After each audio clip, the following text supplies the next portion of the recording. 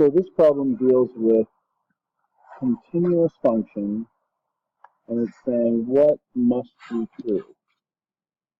And so the definition of something being continuous means these three things need to be met. The limit must exist, the function must exist,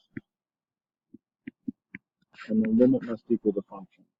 So the first choice, A, is just another way of saying the limit exists, because if the limit as x approaches c on the left side equals on the right side, it just means we're coming in to the same value from both sides. So that has to be true.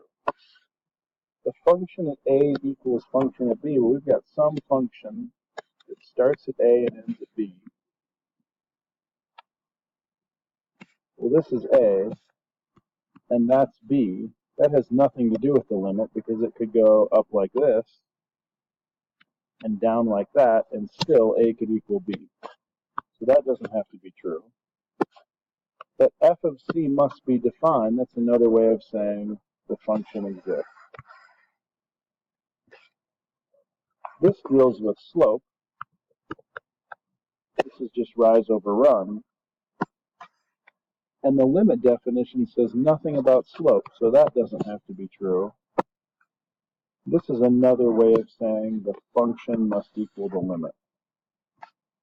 So essentially we have got all three things with A, C, and E, and B and D meant nothing.